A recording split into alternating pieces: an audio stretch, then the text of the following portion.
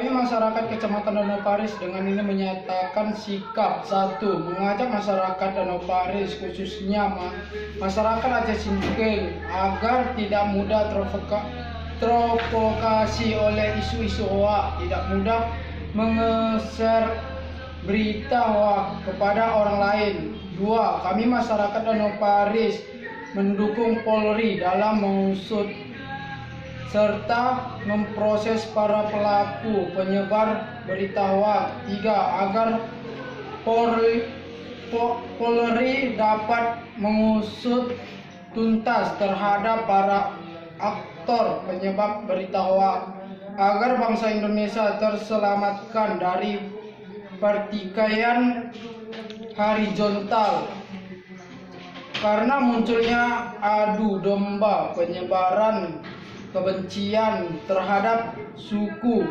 etnis maupun agama tertentu. Empat, mari kita selamatkan daerah kita, Kecamatan Danau Paris ini khususnya Kabupaten Aceh Singkil dari isu-isu dan ujaran kebencian melalui kegiatan keagamaan maupun kegiatan positif lainnya. Serta kita kembali kepada moto bahwa daerah Kabupaten Aceh Singkil merupakan daerah yang bermartabat.